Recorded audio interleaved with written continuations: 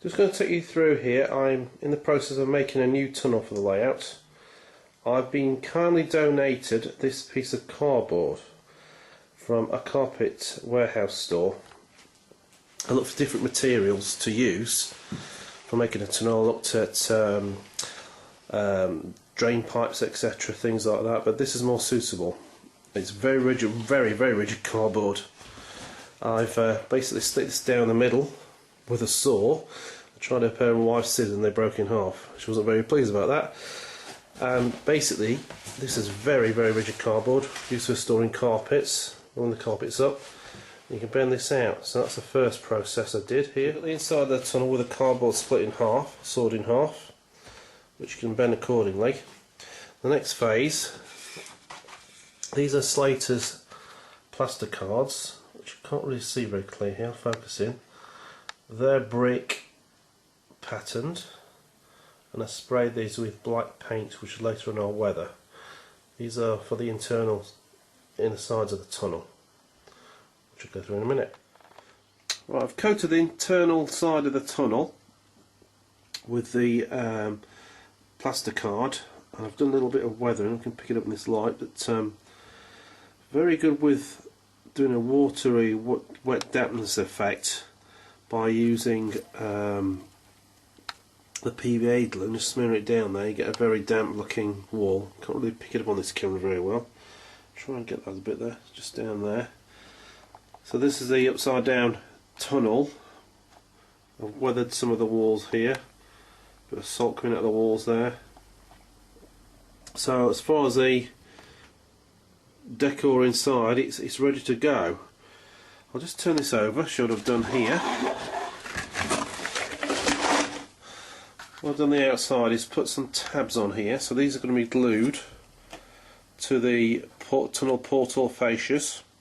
I've also put some tabs on the bottom to fix the positioning of the tunnel. I'll show you that later. So they've been glued on, left to dry. So you need this to fix the tunnel down firmly. And also be moving around or getting loose. For the tunnel porthole fascias, I'm using these Gauge Master tunnel fascias, a polymer. It's like a polystyrene type material, which is moulded, which comes in a grey colour. Now you can leave it like that. To me, it doesn't look realistic. It has to be painted and weathered. So that's prior to painting and weathering. And I'll show you the end result, what happens when it's painted. I'll do the other one here. Let's go to the side. And there you have it. You can see much better, more realistic. Bit of vegetation growing out of there. So that's compared with a non-weathered one. It fails into comparison really. So that's the next stage, to weather and paint with the porthole before I fix it. Okay, the tunnel's now been fitted to the layout baseboard by gluing and tacking down with some track pins these tabs here, which I mentioned earlier. I've also attached the tabs here and glued them to the fascias of the portholes, the entrance of the tunnel. Just put a bit of tape around there to hold it in place while it was drying. I'll take some of that off. I've also sealed around the little edges here with the small gaps that appeared. And this side here, I've painted and weathered the second porthole fascia. I'm sure you agree that has come up really well. Quite happy with that. Looks more realistic than just plain out of the packet. Just show you inside the tunnel where the driver's eye view will be roughly. There you go. It's quite a good length in that tunnel there. All that's ready now is the landscaping on the tunnel. I've got to design a cutting where the tunnels approach, and that's the next stage I'll take you through. Okay, I'm going to be making a cutting next, and the materials I'm using for this is this Cellotex insulation board. Got from the local DIY shop. It's about a £5. I've used polystyrene before, but you end up, when you cut it, bits all over the place. So I'm going to try this. It looks very easy to cut and shape, which you need to make the cutting. So I'll see how I get on with this. Okay, I've got all this insulation type foam material for the terrain on the tunnel entrance and above the tunnel. It's going to be shaped and cut and designed to look like a real landscape before I go on to the next stage. To fill in all the cracks and things like that, I'm going to use this expanding foam filler to fill in all the gaps there before we start designing the shape on the terrain. Okay, now I've sculptured the banking on the tunnel entrance here, as you can see from the insulation board. Put on there, into the side, and on the top I've put the foam filler just to fill the cracks in on the top there. Now it's ready for mod rocking or plaster cloth, which I've got here. On to the next stage and using the Gauge Master and the Woodland Scenics. The Woodland Scenics is slightly bigger packet, which I need for this.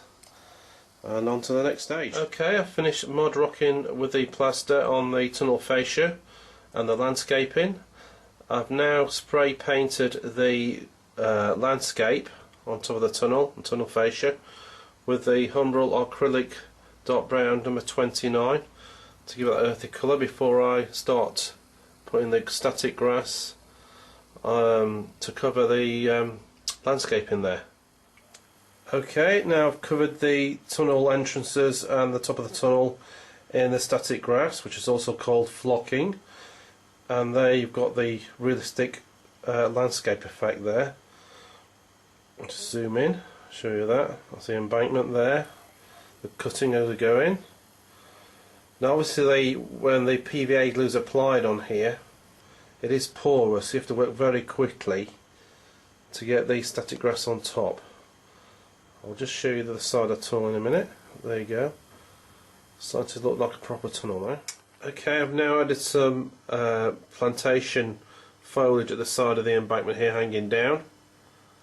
Finishes off quite nicely there. There's the entrance of the tunnel.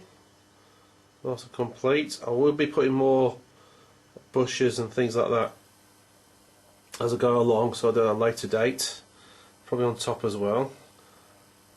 But there you have the tunnel at the south side. I'll show you the other side in a minute. This is the north side of the tunnel, which I've got to complete yet with more foliage on the top. Probably some more embankments down here, depending on the shape of the layout. I'm quite happy with that entrance there, with the weathering, etc. A couple of limited clearance signs to go on there eventually. There's a top,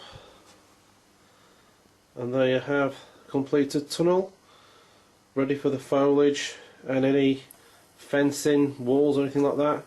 Sheep, cows, whatever you want on top of there, hikers, you name it. Okay, there you go.